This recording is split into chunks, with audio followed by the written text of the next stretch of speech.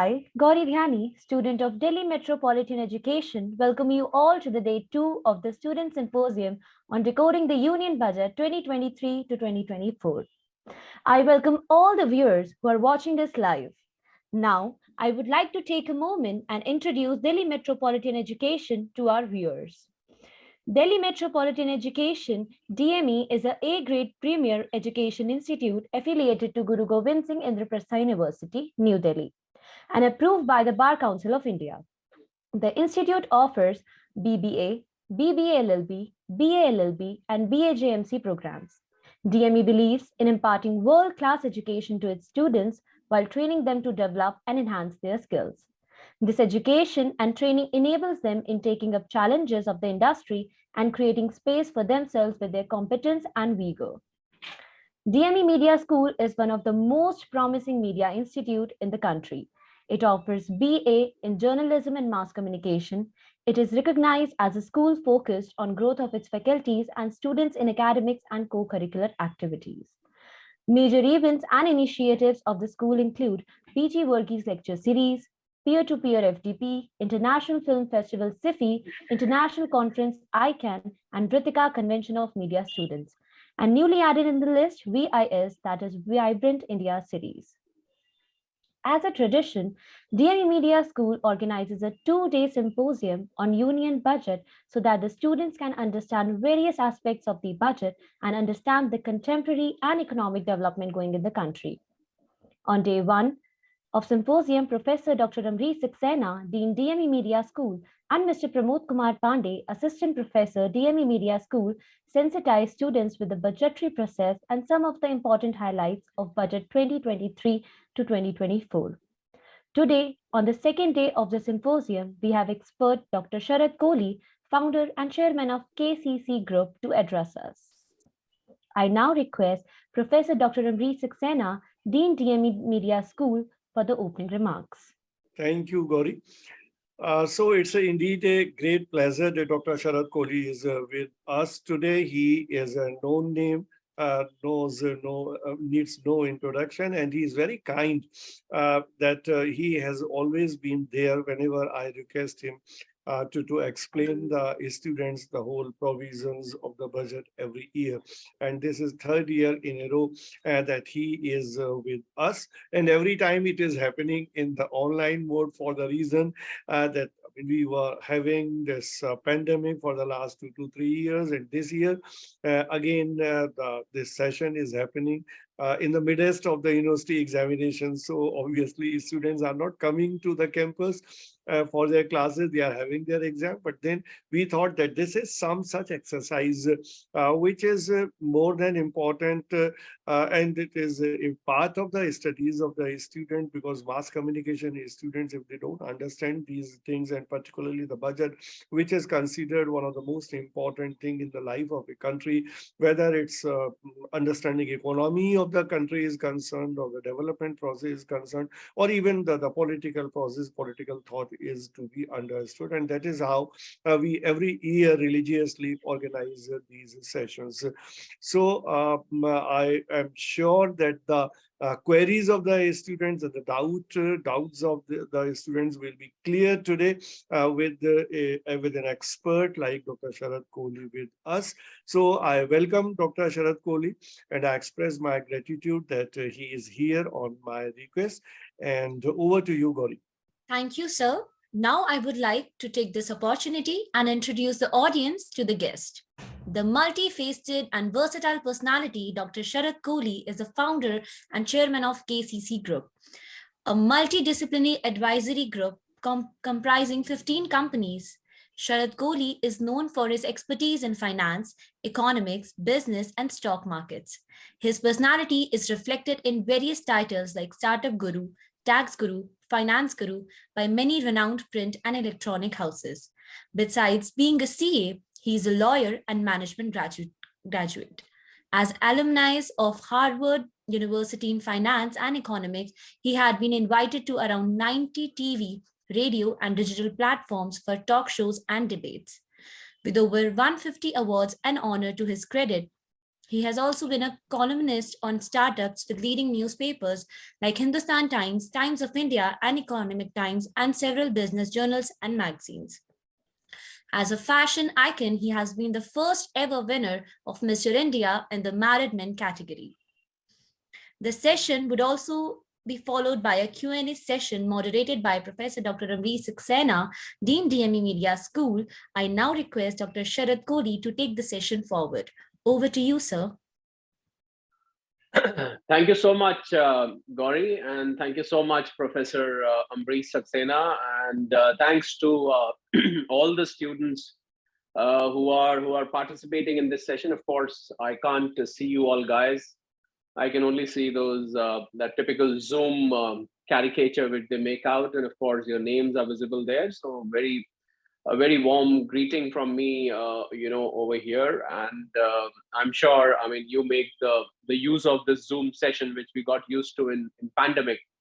Well, somewhere I find this has become permanent part of our lives now, and it has given us a new way to communicate where we are all sitting at different locations and still being, I mean, I'm sure there is a certain degree of X factor attached to a physical session, but then nevertheless, these sessions are proving to be very, very, very, very useful as at a lot of platforms. So a pleasure. I've been, as Professor Saxena said, I've been coming here. I came last year, and I think the last year as well. And it's been a pleasure interacting with you. And here's another budget. Here's another year. And but this budget is a budget with a difference. And I requested Professor Saxena to probably make the session a little more interactive. I mean, you're all used to listening to those budget talks, I'm sure. I mean, I was told that I just heard this is a 2-day symposium. So I'm sure you must have been hearing a lot about the budget, and those talks. Sometimes they can get, especially in a Zoom session, they can get a little more boring than a physical session. So therefore, we'll try and make it more interesting by making it interactive. So I'll just give you a very brief background of the perspective of this budget, and then so that your thought process can be activated. Apart from that, I'm sure you've been listening to a lot of views about budget by other speakers as well. So there must be some questions which I can attempt to resolve. I can attempt to solve. I speak on economics, business, finance across the media, across a lot of TV channels and digital platforms like London Top, and TV platforms like Aaj Tak, NDTV, News 24, India TV, News 18, practically Times Now, all the business news channels. Sorry, which you see on your television. I don't know how many of you are watching television, and of course I go to All India Radio as well, where that is how I know Professor Amrish Saxena through a show called Market Mantra.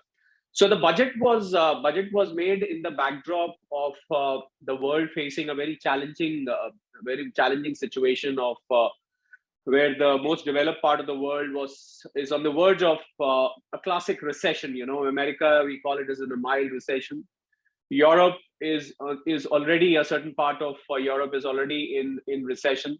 The rest of the Europe is about to sink into recession probably by the end of this year. You will see a full-blown recession, and the reason has been the increase in the interest rates across the world, the Russia-Ukraine war, and of course the pandemic, the after effects of pandemic, the economic effects of pandemic, shall I say.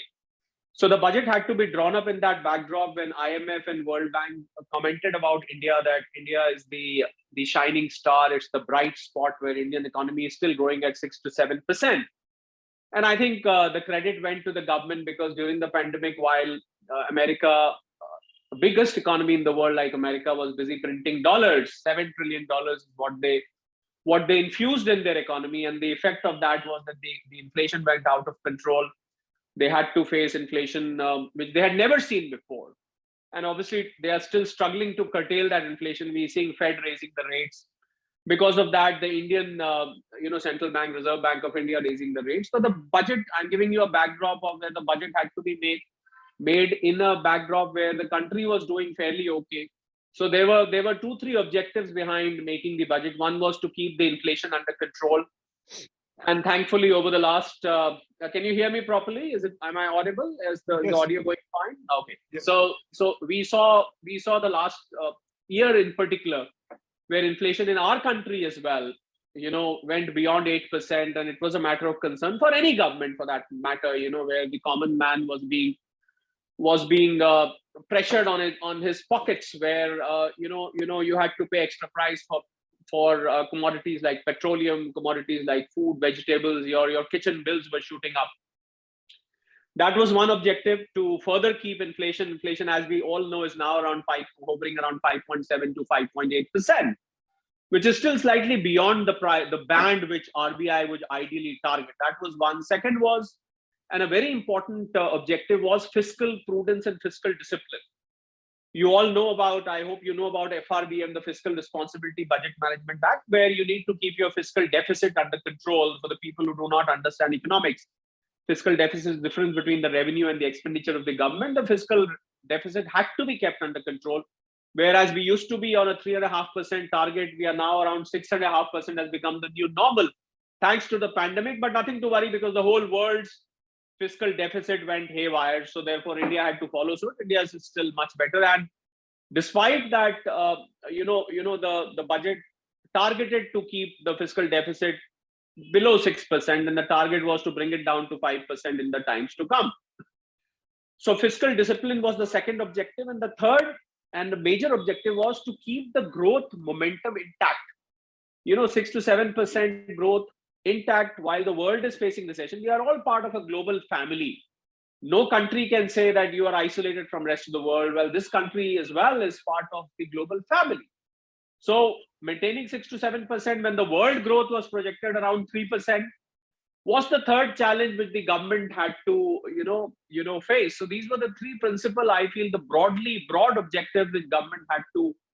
And of course, the fourth one and the unsaid one was where there were 9 state elections this year, and there was that 10th major, the father of all elections, the general election in the first half of 2024. This was the last full-fledged budget of this government. The next budget is going to be a vote on account, or probably a kind of an interim budget on 1st of February 2024, when the elections would be around the corner. So therefore, the government had to make sure that it had to, add some populist touch to the budget.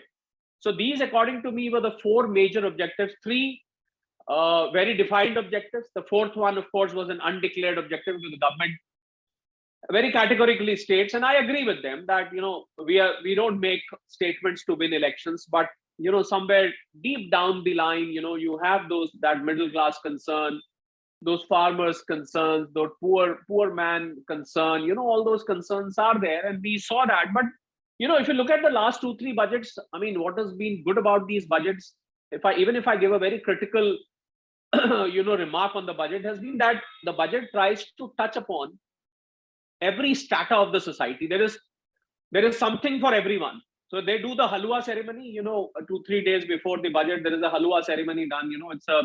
It's a ceremony which signifies lock-in, that now all provisions are done, everything is sealed.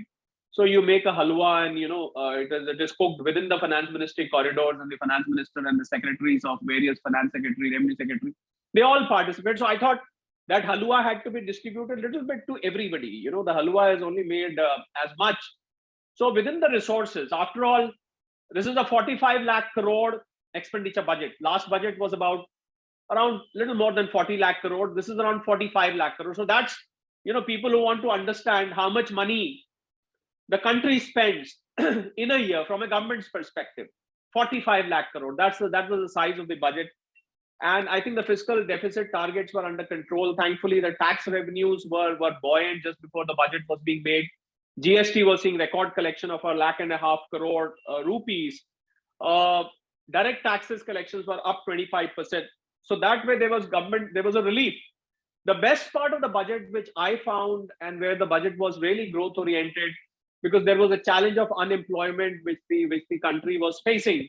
So I think, how do you solve the problem of unemployment when it comes to budget? When we decode the budget, and then we find that the best decode of the budget is, does the budget solve the problem of unemployment? You're all sitting in your cities, but when you step out of the cities, you step out from India to Bharat.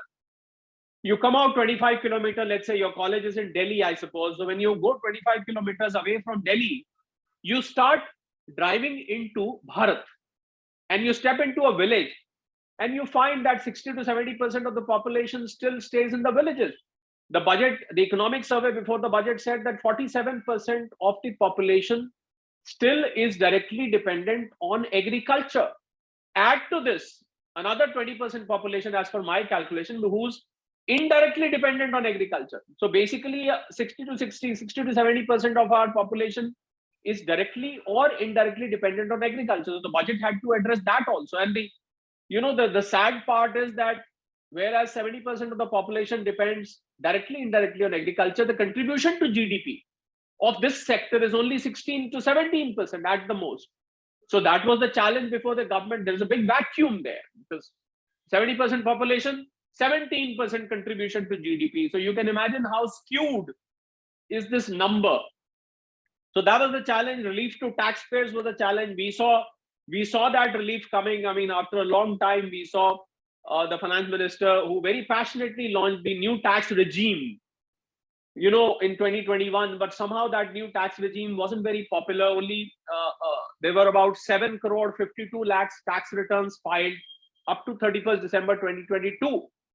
Out of that, only 1.5 crore people actually paid tax. So that was another challenge. How do you increase the tax to GDP ratio, because only 1.5 crore people paid taxes actually.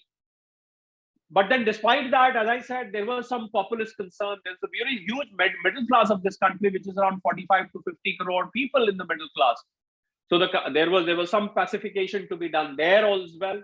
So the new tax regime, which was not very popular, where only 5 lakh people filed their returns under the old new tax regime, I would call it, because now it's the new tax regime.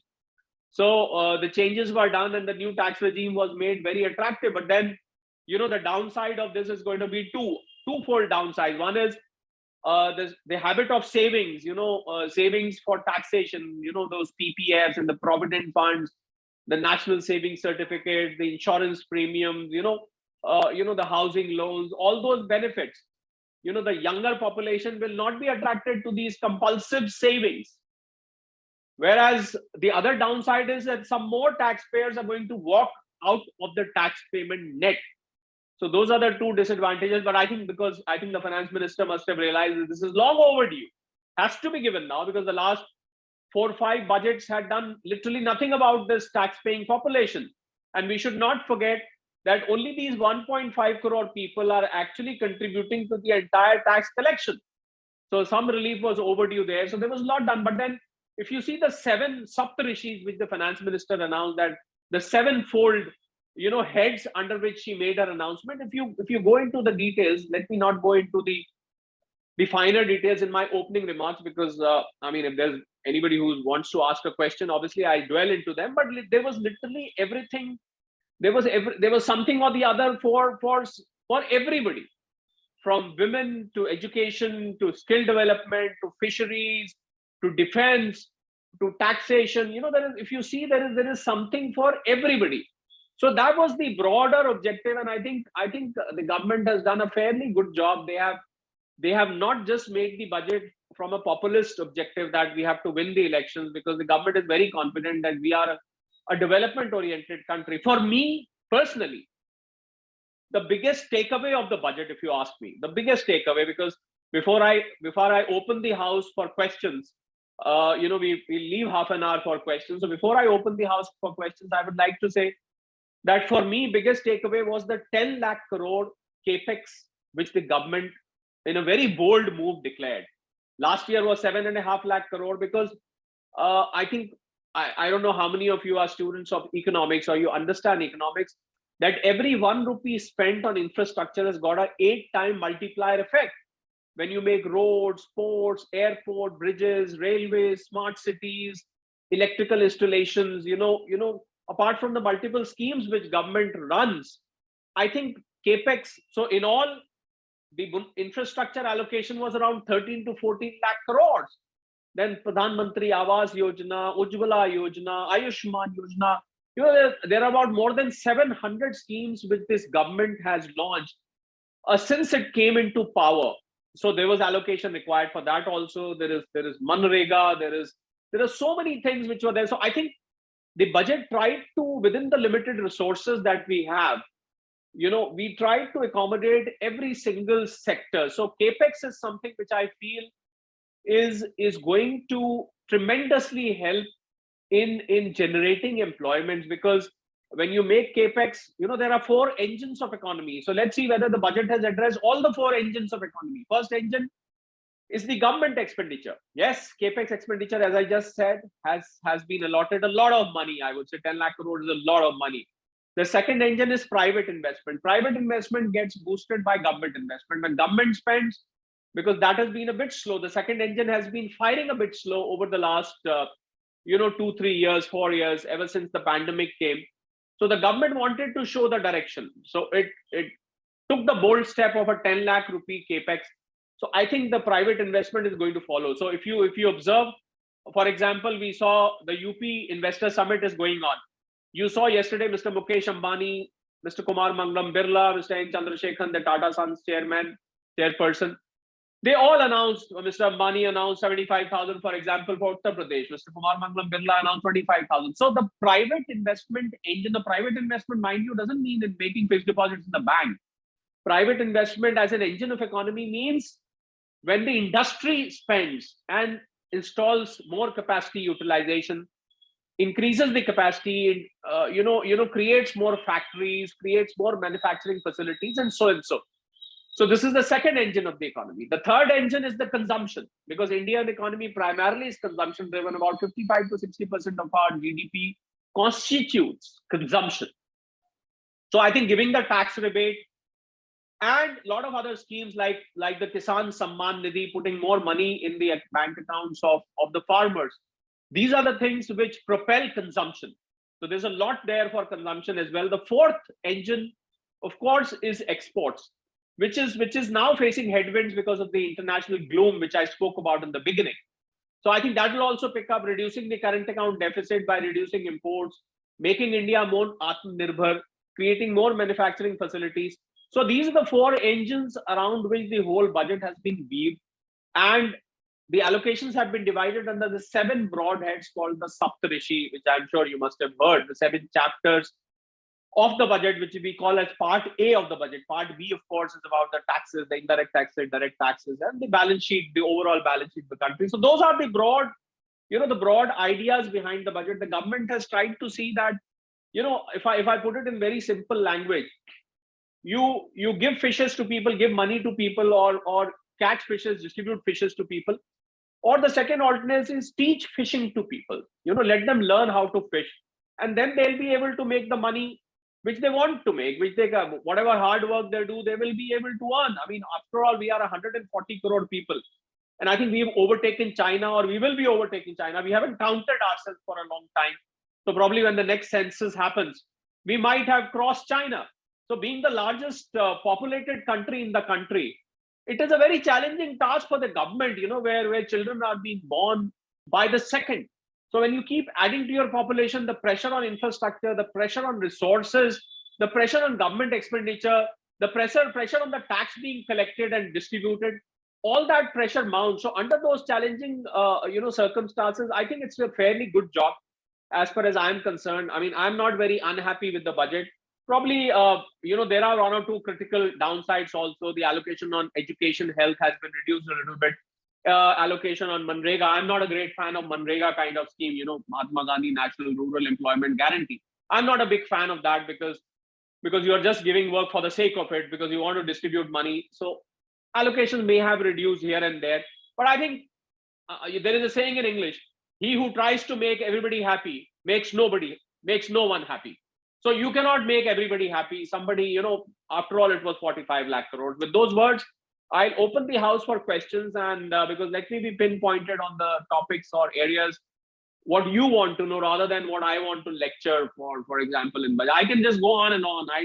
You give me 6 hours and I'll just go on. So I think I'll better focus on the questions. So you can open the house, Professor Ambrish and Gauri.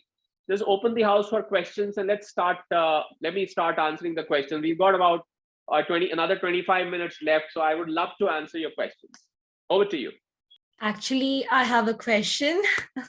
Oh, yes, absolutely. Okay, so if the tax slabs are changing at such a high percentage, and it will affect the revenue of the government, and the economy is on declining position. So how will government manage the revenue, and what is the reason behind changing the slabs for middle class people or for themselves? As if the revenue is affected, it will affect the growth of economy. See, Gauri, I can answer your question in many ways, but if I try and be collective in all the ways, as I said, this tax amendment or giving relief to the taxpayers was overdue, because over the last 4 or 5 years, there's been nothing major. There were some tweaks made here and there, but nothing major has been done in taxation, Gauri. That's my first point. My second point was, so you had to make those taxpayers happy. And, if you were listening to me earlier, there are only 1.5 crore taxpayers. The number of tax returns being filed are more than 7.5 crores. But people who actually deposit, because of exemptions and deductions, your tax comes to zero, but you still have to file the return. So actual taxpayers mean the people who actually write a check in the name of government, if I put it in very simple terms, or deposit it on, obviously it's done online. So those are the people. You're right. I mean, if you give tax relief, then your tax revenue comes down. There's no doubt. But then also, the tax compliance has to increase, because tax compliance can only be increased when your tax rates are lower, when your tax system is simplified. So lower taxes and simplified tax system, Gauri, to answer your question very pinpointedly, lower tax rates and simplified tax system can only bring more taxpayers. Because if you keep your tax rates high, tax evasion also remains high. People run away from taxes. They don't want to. The fear of taxation remains. They don't want to. Will say, why would I pay 30% if I've earned 100 rupees? Why should I pay the government 30%? Government is not giving me anything. I'm not getting any social security. I'm not getting anything on my retirement. I have to arrange everything of my own. I'm not getting free medical facilities, and so on and so forth. We are not a socially secured country. We've got Chota Mota, we've got Atal Pension Yojana, we've got National Pension Scheme. But we are not like Europe and America, a developed world, where government takes care of social security. That if I'm unemployed, I get an unemployment allowance in these developed countries. We don't have anything. Of course, some states have launched some kind of Berozgari bhatta or whatever. But then at a national level, we do not have any universal basic income kind of a thing. So therefore, the government has to increase the tax base. So therefore, to answer your question, very straightforward, if you reduce taxes, if you make tax simplified, because that is the motto of the government, to simplify the taxation, not to have too many deductions and exemptions, this section, that section, make it simple, so more people will like to join the party. So I think that is the whole idea. And as far as fall in revenue is concerned, the tax revenue, Gauri, has been very buoyant. And to end my answer to your question, I would say that the actual beneficiaries of this tax amendment, Gauri, listen to this carefully. The actual beneficiaries of this tax amendment, the number is many, but the total tax being paid by this category is not huge. I can prove that by a data that 1/3 of the tax collection, or rather 2/3 of the tax collection in the country is coming from people who are filing their tax returns above rupees 50 lakhs. Did you get me? 2/3 of the tax collection coming from people whose tax returns are more than 50 lakh rupees per annum. So therefore, you can imagine, and for them, the new tax regime or old tax regime really doesn't matter. It doesn't make too much of a difference, Gauri. It only makes a very minor difference. For them, it doesn't really. So therefore, the government is trying to give a relief to a lot of people by not affecting the total revenue being earned by the government. So therefore, your concern get addressed. The overall revenue of the government, I think they have calculated it. 35,000 crores is going to be the total impact, Gauri, of the tax relief given. So 35 lakh crores in a 45 lakh expenditure is a very minuscule amount. So no worries, don't worry. The government is not going to go broke because of this tax relief. No worries. Okay, thank you so much, sir, for answering my questions. Yes, the next one. Over to you, Amrish, sir. Yeah, Sharaji, there's a very common perception among the people that in a population of 140 crores, why only a very small number of people they are paying the tax? Why not the such kind of measures are made by the government where it, I mean, 10 crores, 20 crores, 30 crores people can be brought under the ambit of income tax? Very interesting question, Amrish. In fact, this is one of those questions which I have been on television. I have been talking about a lot. So effectively, 1.5 crores or 140 crores is what, 1%? We are just talking of 1% of the population basically feeding the rest of the country. Unhi ko chuse jao. That 1.5 crore people, poor thing, they have to keep, tax rate change ho gaya, ye zyada ho gaya, ye kam ho gaya.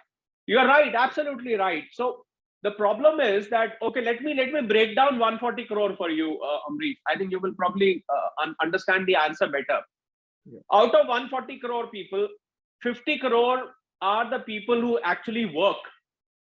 तो हम 140 करोड़ हैं, 50 करोड़ लोग पैसा कमाते हैं. Okay, let me be very direct in Hindi. सिर्फ 50 करोड़ लोग पैसा कमाते हैं. अब you will ask, what are the rest of the 90 crores doing? Either they are old people, retired people who do not earn, or they are women who do not work. By the way, because there are a lot of girls sitting here in this group, I must reveal this data to you, that only 23% of the female population in India actually work. Now, not work, all of them work, but बाकी सब घर संभालना भी एक काम है. By the way, being a homemaker, I will never try and degrade the job that homemakers are doing. The ladies at the home, they are making the economy run indirectly. If they don't run the home, your country will not run. So therefore, there are females there who do not work. There are old men. There are children, of course. Why should we forget children like you? You're not in the earning business as far as I know. So there are school students, university students, retired people, homemakers, ladies. So 90 crore is the population of such people. So out of the 50 crore people, now there are farmers as well, and there is no tax, Amrish, on farmers. We know that 60 to 70% of the population is dependent on agriculture, and there is no tax on these farmers. Ab baki bachte hain, people who are in employment. Now I'll give you a shocking data, Amrish, which will answer your question. I'm giving you a shocking data today, which I'm sure you're going to think about this data for a long time. Out of 140 crore people, Amrish, listen to this number very carefully. Out of 140 crore people, only 10% people earn more than rupees 25,000 rupees in our country. Out of 140, which means 14 crore लोग केवल ऐसे हैं जो कि 25,000 रुपए प्रति मास या उससे ज्यादा कमाते हैं. Can you believe that? Only, and इसको further break down करते हैं 14 crore को. So there are salaried earners and there are non-salaried earners. In the non-salaried earners, I was in Mumbai last week and I happened to speak to a taxi wala. मैंने कहा भैया कितना कमाते हो? He said, sir रोज का 3,000 रुपए मैं कमा लेता हूँ. उबर के साथ, ओला के साथ मिलके सबसे कमा लेता हूँ. So I said तो आप महीने का कहता है सर, किसी दिन 4,000 भी हो जाता है. So he earns 1 lakh rupees a month, which is 12 lakhs per annum. Now poor salary wala, on 12 lakhs he would end up paying 2-3 lakhs tax, 2 lakhs tax probably, including depending on your tax profile. And that time मैंने उससे पूछा, मैंने कहा आप tax देते हो? नहीं साहब, हम गरीब आदमी कहाँ से टैक्स देगा, हम तो. मैंने कहा यार 1 लाख रुपए महीना कमाते हो, कहाँ से गरीब आदमी हो गए? सर नहीं, गरीब आदमी सर कहाँ से टैक्स देगा, हमारा तो कोली में इतना किराया चला जाता है बच्चे का भी. मैंने कहा वो तो उसका भी जाता है जो वहां बैठ के ऑफिस में काम कर रहा है. So there is a certain degree of Amrish tax evasion also, because people who are in the unorganized sector, they do not pay taxes. So only population which is sincerely paying taxation are the salaried class, because they are subjected to TDS.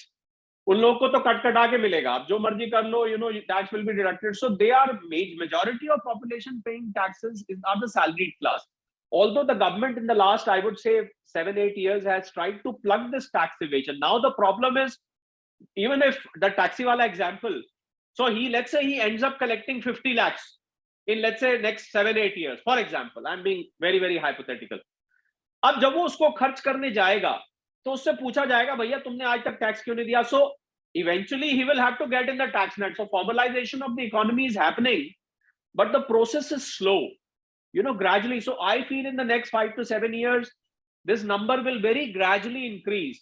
But the fact of the matter is, Amrish, when I was young, जब मैं छोटा था, आपको बहुत अच्छी, because there are a lot of children, I was in my class 4. and I used to take my mother's help in doing the homework. So one day a homework was given to me कि आप क्या करो, तो उस time ऐसे ही होते थे, मैं बहुत पुरानी बात कर रहा हूँ, कि आप ना इंडिया पे ऐसे लिख के लाना. Now I was very अभी नया नया हिंदी सीखा था लिखना. My mother was MA in Hindi literature, so I came home and I was very worried because my teacher, the Hindi teacher, was very strict. She used to थप्पड़ लगा और डंडे बजा, and I got very worried. So I came home and I started crying. मैंने कहा मम्मा मुझे तो ऐसे लिखने को दिया है इंडिया पे, मुझे समझ नहीं आ रहा मैं क्या. उन्होंने कहा कम से कम 4-5 पेज का होना चाहिए. So my mother was MA in Hindi literature. She used to teach me. So उन्होंने मुझे बेड पे बिठाया, कहते आ जा तू बिठा. She cajoled me and everything, and I remember she helped me in writing the essay. The very first sentence, Ambrish, she said, Bharat एक गरीब देश है. अब उन्होंने मुझे लिखवाया, ये आज से बात है मेरे ख्याल शायद 45 साल पहले का बात होगा. तो उन्होंने कहा भारत, वो सेंटेंस अमरीश मेरे दिमाग में छप गया. अब मैं आज 45 इयर्स बाद जब बैठता हूं और उसको मैं सोचता हूं, तो मैं सोचता हूं कि ऐसा तो नहीं, भारत आज भी गरीब देश है, जहां पर 140 करोड़ लोगों में से कुल 1.5 करोड़ लोग ऐसे जिनकी इनकम 2.5 लाख रुपए से ऊपर है. 2.5 लाख रुपए आपको पता है मिनिमम टैक्स एग्जेम्पशन लिमिट है. चलो 2.5 लाख नहीं, 3 लाख 4 लाख मान ली. पर कैपिटा इनकम हमारी is 1,97,000 rupees. Per capita is total GDP divided by number of people. So therefore the fact of the matter is थोड़ा टैक्स एवेजन है, पहले जितना नहीं है. आपका आंसर मैं बिल्कुल छोटे में अगर ले आऊं, अब अगर उतना नहीं है, but the fact of the matter is कि 14 करोड़ लोग अमरीश 25,000 रुपए या उससे ऊपर कमाते हैं. तो मुझे लगता है कहीं भी हम दिल्ली, मुंबई, बैंगलोर में बैठ के बड़ी बड़ी बातें करते हैं, पर सच ये है कि भारत एक गरीब देश है. And I am sorry to say that I am a very country dedicated person and I am very patriotic. पर हमें अभी बहुत आगे जाना है. हम $5 ट्रिलियन इकोनॉमी, $10 ट्रिलियन इकोनॉमी की बात करते हैं, पर अभी बहुत कुछ करना बाकी है. But this government is doing a good job overall. अब गवर्नमेंट क्या कर सकती है? सबको अमीर थोड़ा ना बना सकती है. कैसे बना सकती है? ज्यादा गवर्नमेंट अमीर बनाने की बात करती है तो अंबानी, अडानी, ये सब बातें आती हैं कि आप तो कुछ लोगों को अमीर बना रहे हैं, सबको अमीर नहीं बना रहे. तो सबको अमीर बनने में अभी टाइम लगेगा. आई होप कि जितने लोग स्क्रीन पे हैं वो तो सब अमीर बनेंगे Amrish. Yes Gauri, more questions? I guess yes. In the group or in the chat box, we have some questions. So the first question is, could you please throw some light on how the Indian government can reduce fiscal deficit? Okay, I think this is a very basic economic principle based theory based question, I would say. Well, fiscal deficit can only be reduced in two ways. Either you increase your revenue, which is your tax collection. We know our indirect tax collection, which is GST, has been very buoyant. We are now, the new benchmark is 1.5 lakh crores a month. So we are hoping 18 lakh crore target on GST, maybe more. Direct taxes is the second source of revenue. Of course, there are other revenues also, which is, the list of revenue. And the second is when you try and reduce the expenditure, the overall expenditure. So I think these are the two ways. So government, as far as expenditure curtailment is concerned, I think the government has been fiscally prudent, as I said in the beginning of my opening remarks. When I spoke about fiscal prudence, fiscal discipline, 6.5% is the target, 6.4% is the target. Next year we'll probably come down below 6%. But the fact of the matter is that as long as our forex reserves are good, as long as our borrowings are under control. By the way, our total public debt is around 155 lakh crores, which is slightly beyond the tolerable limit. But I think the countries around the world face similar situations. So we are all riding the same boat. If only India was standing out and borrowing too much, then probably fiscal deficit would have been a matter of concern. So we are fiscally quite prudent. We have managed to control fiscal debt. We have not allowed our fiscal deficit to go out of control, unlike many other developed countries where fiscal deficit has literally gone out of control. Their borrowings have significantly increased. Their expenditure has phenomenally risen. But we have managed to, keep it under control. So therefore, fiscal deficit, either reduce expenditure or boost your revenue, which I think government is trying its best on both the fronts. Next question, please. So yes, the next question is from Dr. Iram Rizvi, Assistant Professor, DME Media School. And the question is, how is this budget going to benefit small business enterprises who have faced losses for past 5 years? Well, Dr. Rizvi, a very pertinent question, I must say, and there's a lot in this budget as far as small businesses are concerned. Apart from the tax benefit that we spoke about, because a lot of businesses are done in proprietorship. When it comes to proprietorship, the individual tax rates apply. So the 7 lakh rupees basic exemption, that is going to help small businesses. By the way, we have 6.6 crore MSMEs in this country, micro, small, and medium enterprises. 6.6 crore across the country. Some of them are registered with the MSME ministry. Now, of course, all are trying to. So 7 lakh rupees tax exemption is the first relief for them. Second relief is there is a section in income tax called Section 44 ADA, which is called presumptive tax scheme, under which now up to 3 crore rupees of your turnover will now be eligible for presumptive tax option, which means you need not maintain your books of accounts, your khatas, your bills. Just calculate, of course, 5% of that should be, not more than that, should not be in cash. Then you can avail the 44 ADA, which is called presumptive tax. So up to 3 crore rupees, I think those businesses have been exempted from maintaining books of account. This limit was 2 crore earlier.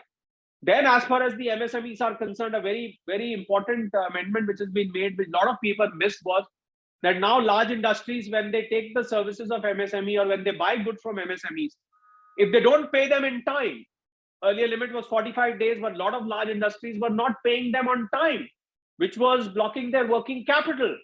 So now they said, if you do not pay them, we will not allow you income tax reduction on that expenditure. So I think this is going to radically change the way large companies deal with small companies. Then, of course, extension of the emergency credit guarantee, credit line guarantee, ECLGS, which was introduced during the COVID, has been more allocation has been done for that.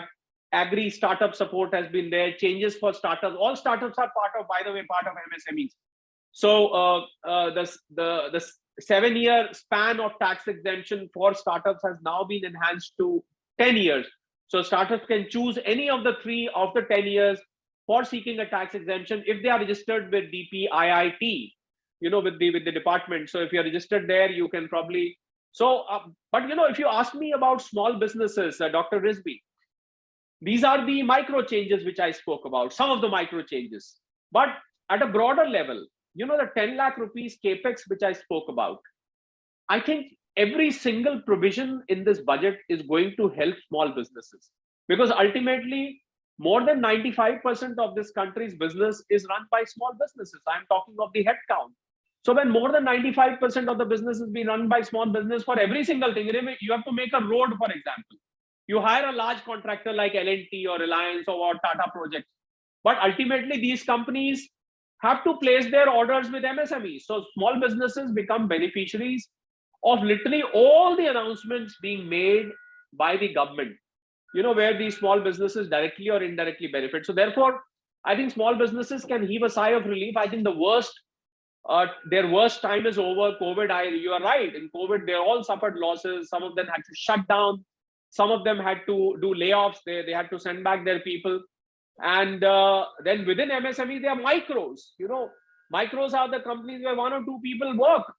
Very small businesses, where 1 or 2 people work, a small shop in the corner or a small business in the corner.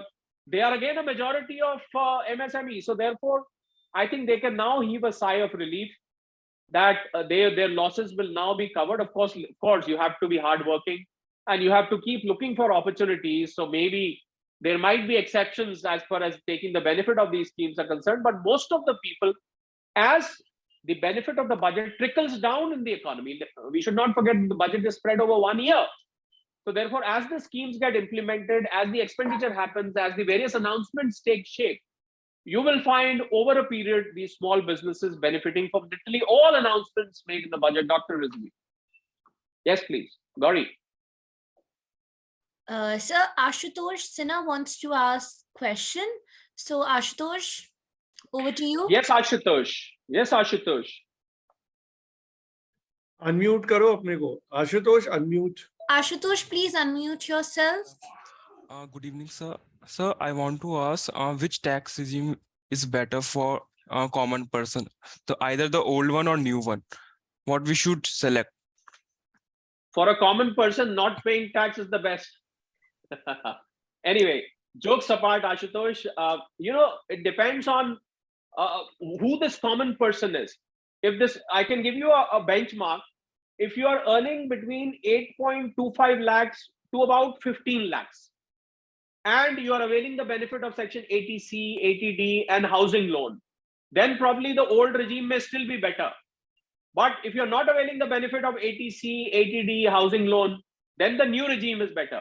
The latest statement of Finance Ministry, which we've been hearing over the last few days, says that from half to two-thirds of the taxpayers may move to the new regime, the new regime. The new regime, of course, was there. I call it as the new regime. So therefore, for a common people, Ashutosh, for a common person, a common taxpayer, I should call it actually. So it depends on the tax profile. But if your tax profile is what I just spoke about, so you can choose your scheme accordingly. So if you tell me a person's tax profile, I will.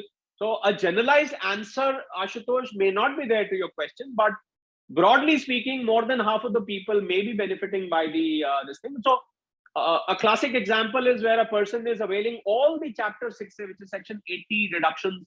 He's got a housing loan. Standard deduction, of course, now is part of the new regime also.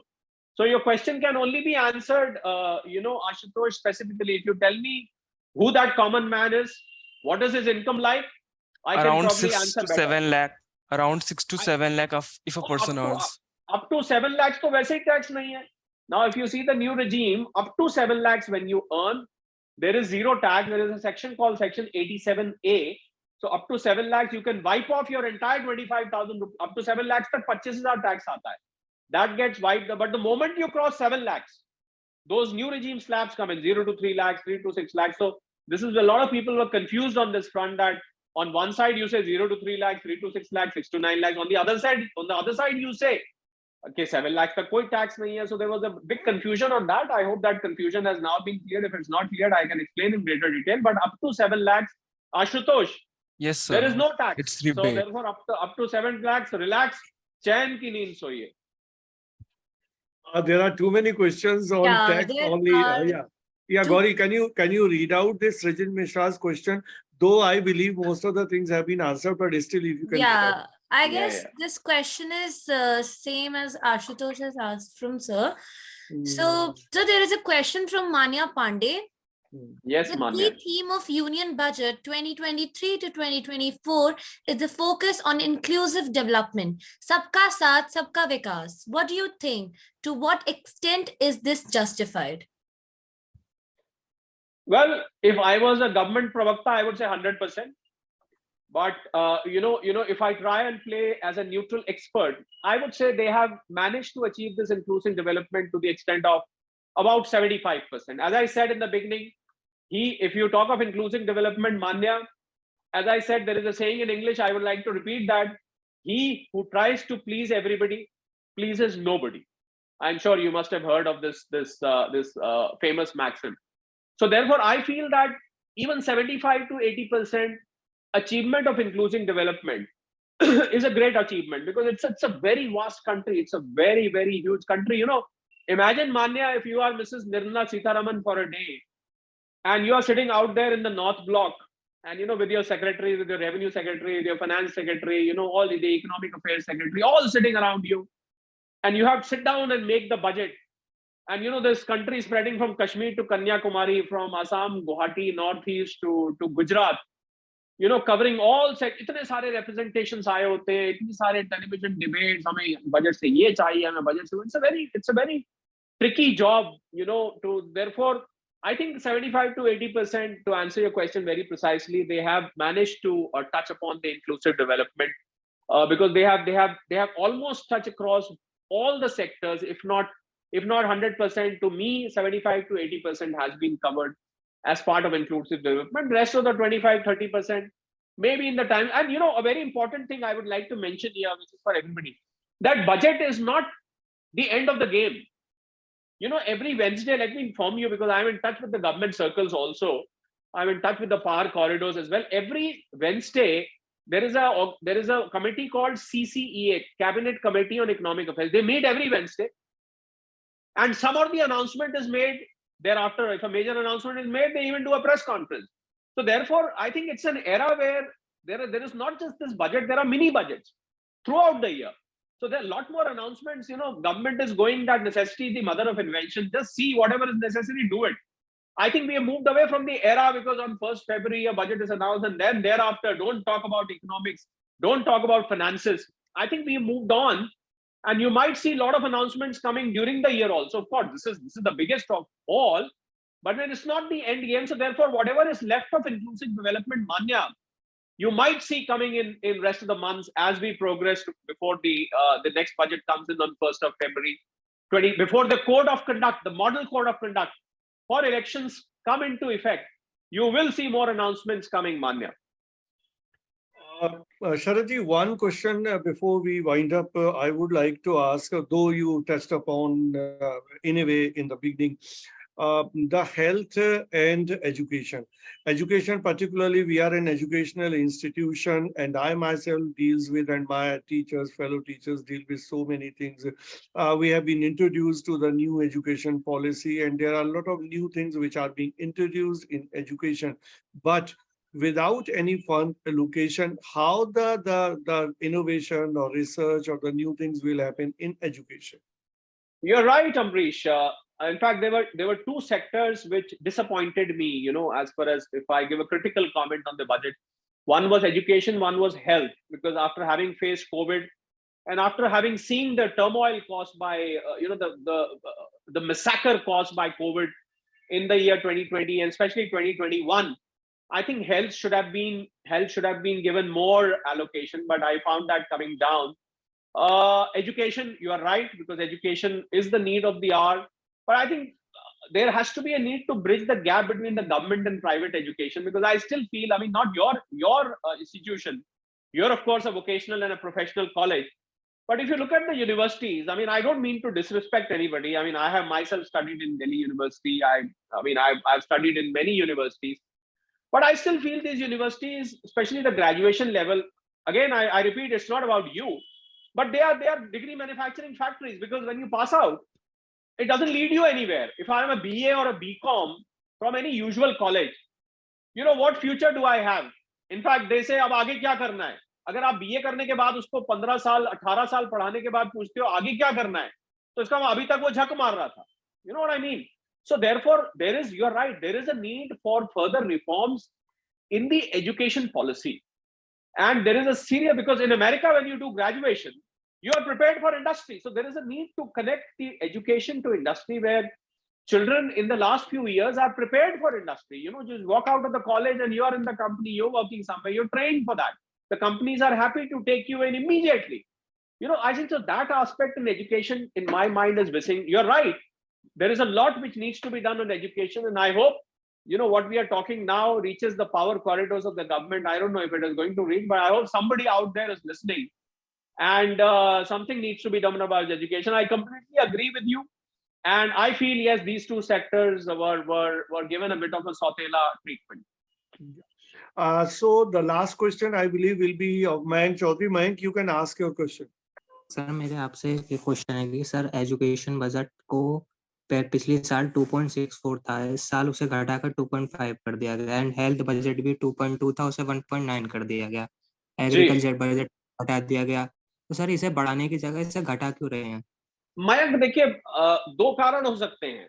एक तो हमने अभी सौतेलेपन की बात करी, पर मुझे लगता नहीं कि सौतेलापन होगा, क्योंकि मुझे लगता है कि ये, जैसा मैंने अभी थोड़ी देर पहले बोला था, ये बजट सिर्फ एक माइलस्टोन है. आप सड़क पे चल रहे होते, माइलस्टोन लगे होते हैं ना, एक आता है फिर दूसरा आता है, बताता है अभी मेरठ इतनी दूर, मुंबई इतनी दूर, जो माइलस्टोन लगे होते हैं. तो मुझे लगता है कि अभी इसको हमें आखिरी पड़ाव नहीं मानना चाहिए, और हो सकता है कि आने वाले हफ्तों में, महीनों में, इस साल में 2023 में आपको और अनाउंसमेंट सुनने को मिलेंगे. मुझे ऐसा लग रहा है कुछ ना कुछ सरकार ने पिटारे में छुपा के रखा है आगे निकालने के लिए, जो आपको आगे सुनने को मिलेगा, मयंक. तो इसलिए हमें निराशा तो है आपकी तरह, मैंने अभी बोला ही अभी तो, पर हमें पूर्ण निराशा नहीं करनी चाहिए.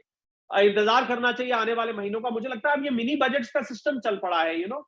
थोड़े दिनों बाद, हफ्तों बाद नई प्रेस अनाउंसमेंट्स आती हैं और सरकार कुछ ना कुछ नया, और because the government is in majority, तो अगर कुछ बजट एलोकेशंस होती हैं तो उसको वो पार्लियामेंट से रेटिफाई करा लेते हैं. आपको पता होगा कि पार्लियामेंट से रेटिफाई कराना पड़ता है जब भी आप बजटेड एक्सपेंडिचर, तो वो उसको रेटिफाई करा लेते हैं और मुझे नहीं लगता कोई भी विपक्ष का या ऑपोजिशन का उसको अपोज करेगा।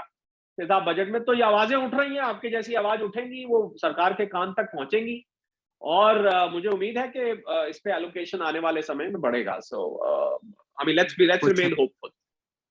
सर एक I question think we're just about time, Amrish. So I think we are winding it up. Yeah, Gauri.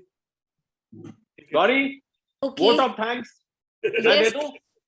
No, as your wish. No, I'm joking. I'm joking. Yeah. Okay. So thank you so much, sir, for such an insightful session and giving so many details. You actually made it simplified for everyone. It was so easy to understand the budget. And I'm sure students got their answers. On behalf of DME Media School, I thank you. I thank Dr. Amrish Saxena, Dean DME Media School, for conducting this session. Thank you so much, everyone.